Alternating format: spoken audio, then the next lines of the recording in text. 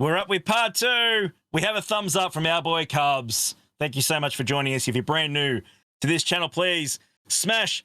Don't give us a thumbs down. Turn it around. Turn that upside down. Let's get it up and running. Yeah, that's better than nothing, I guess. Oh. Anyway, yeah, that is exactly what I expect. If oh, wow, we're off to a flyer. Please hit the subscribe button to make sure the Cubs never, ever does that again, and hit the thumbs up, not the middle one or the thumbs down. So thank you so much for joining us, Cubs. We had a great chat. We talked about the battle pass. We talked about the road ahead that we think it should be coming this week. Which we're excited about. It's great. It's time to hear from the developers again about what's coming for our awesome game. So I'm really stoked and I can't wait. So bring it sooner rather than later. But we need to talk. It is Maul week. It is Maul week, and we need to talk. We need to talk Robo Leagues Maul.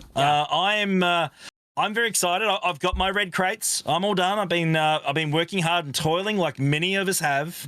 Wow. To get the red crates, and I'll be unlocking him in a couple of hours from now, which is pretty cool. But my question is, Cubs, I've checked out the kit. I've had a look at it all.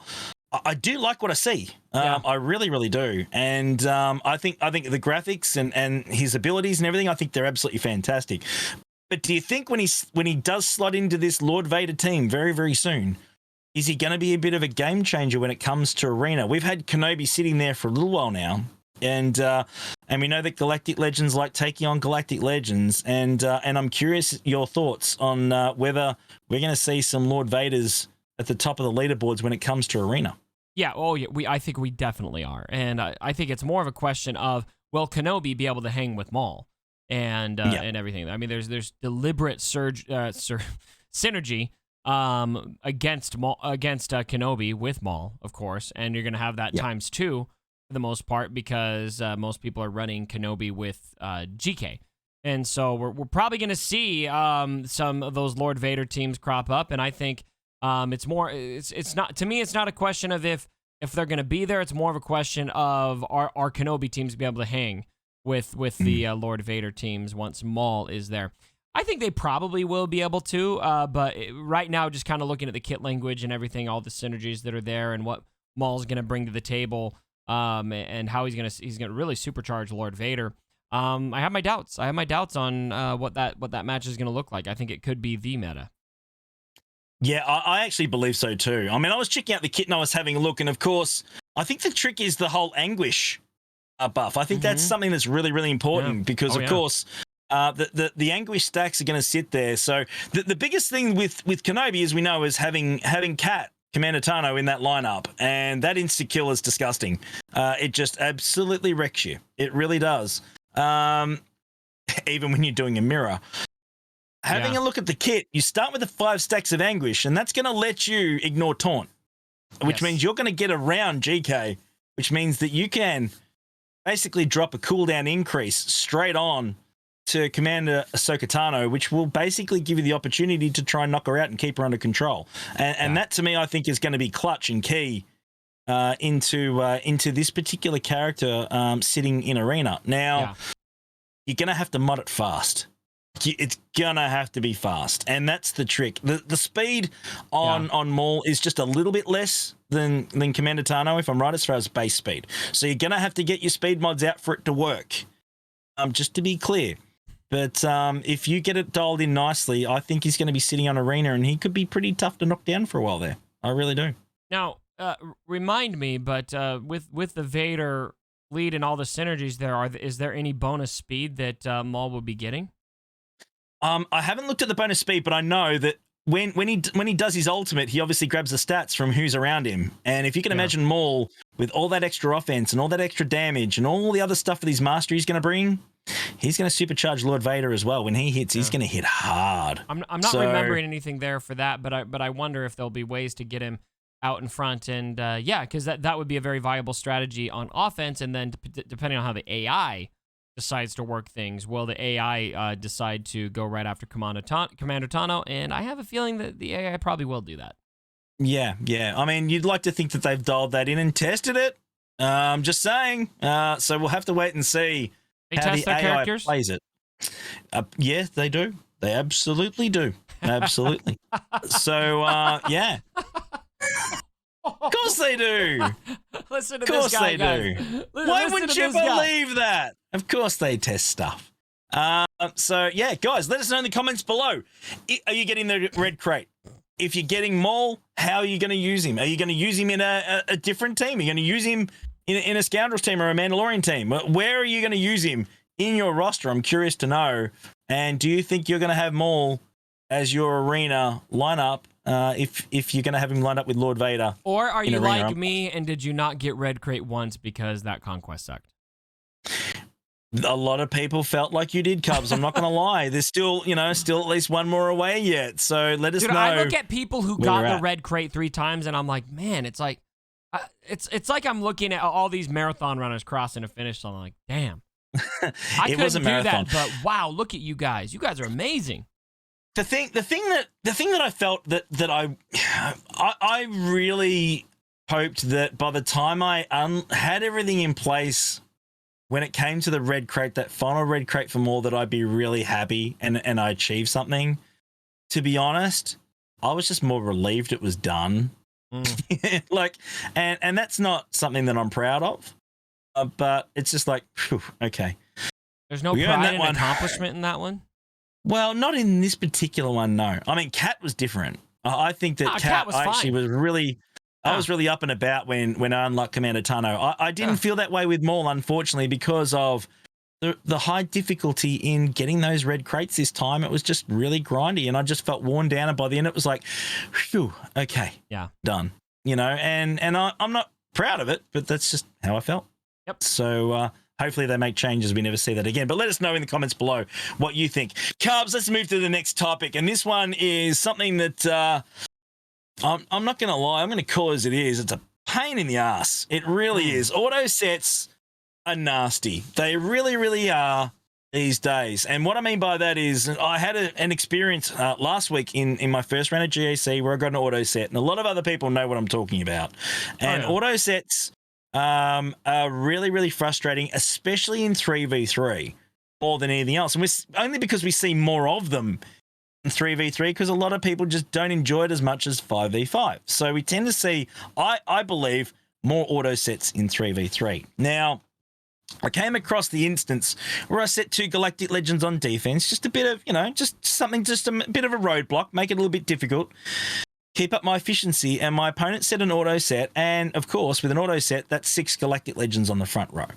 Now, we now no longer have our non-Galactic Legend counters. They've been taken from us. We know that for obvious reasons, for game balance. Why the heck are Galactic Legends even on defense on an auto set? They need to go.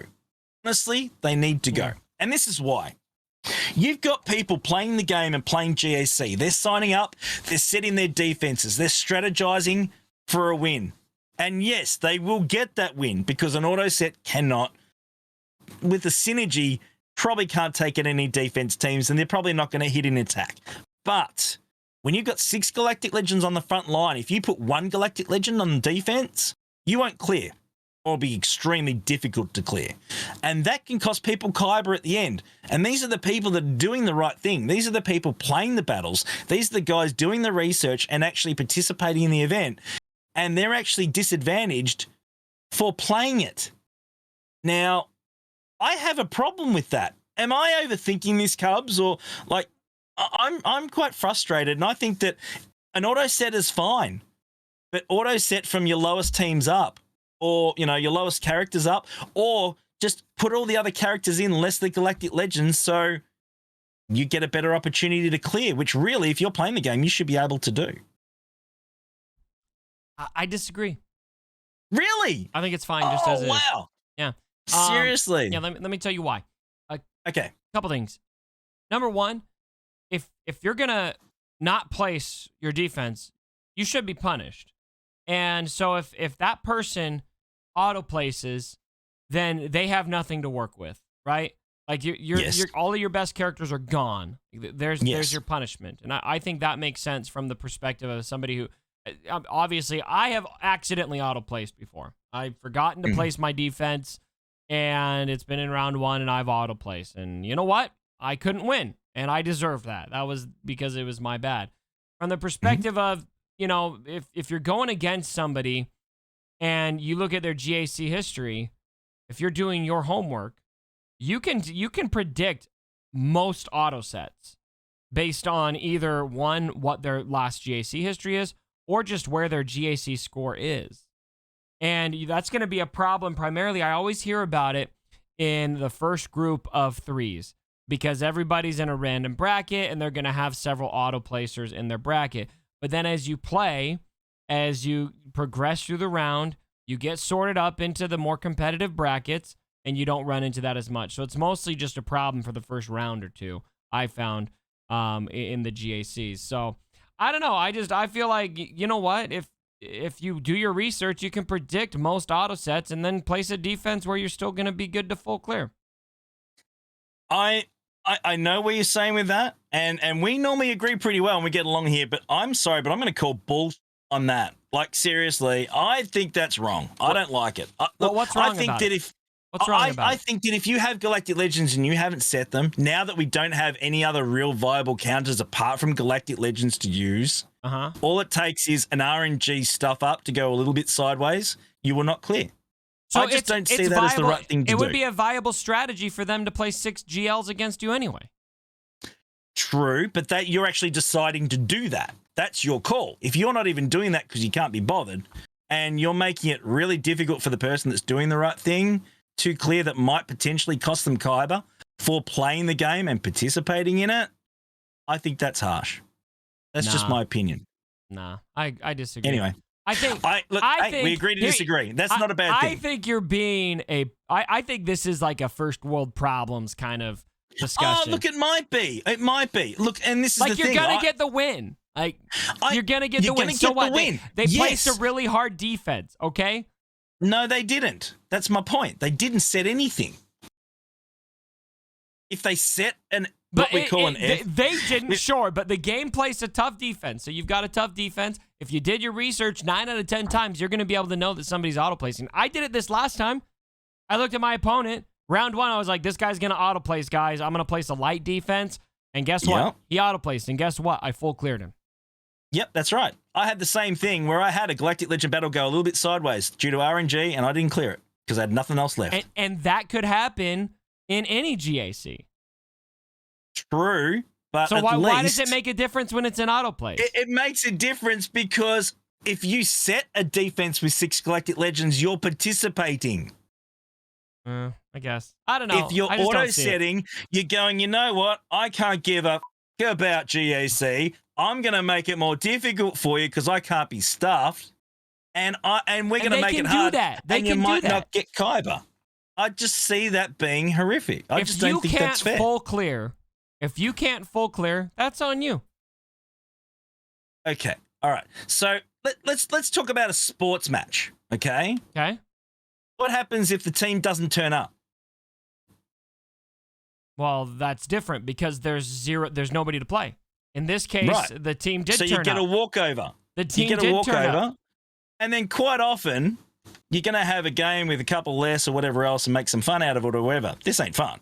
This is harsh, man. It's a grind. That's rubbish. Oh, I have fun with auto places. What are you talking about? it's like a total crapshoot, man. I enjoy that. I think they suck, bro. I really, it grinds my gears. It grinds my gears.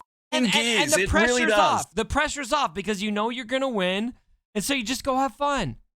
Yeah, but you don't because when you get to the end, and if you're like 300 banners short from finishing in Kyber because you participated and you did well, then you should have placed a lighter because defense. The guy auto set. Nah, not if you've kept everything.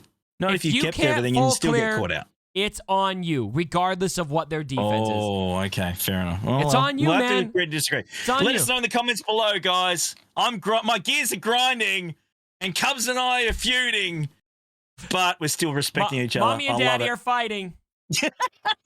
There's nothing to see here, sweetie. We still love each other. It's okay. We're all good. Let's move to the viewer's choice question, Cubs. All right. Let's move to the viewer's choice question. We got a ripper again today, guys. We ask it every week. We throw a question at Cubs. And you can obviously put a question in. The Discord server's below in the description. Jump in there. There's a channel called Rogue Actions Questions. Get your questions in there. If they're good, we'll ask them. It's as simple as that. So the question comes from Yeldab, is the question today. Okay. And the question is, will CG ever update the stores, as in Cantina Store, Guild Store, Galactic War Store, etc.? They have not been adjusted in many, many years now. So are we due for an update on the gear and the bits and pieces that go into those stores? So, I mean, the answer is yes, we are due.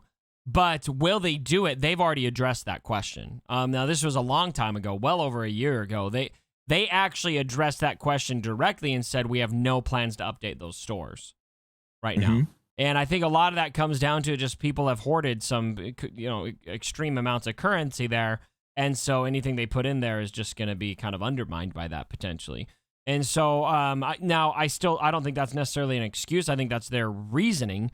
But I would still love to see them update that store, those stores at some point. But for now, unless something changes, they have already said that they will not do that.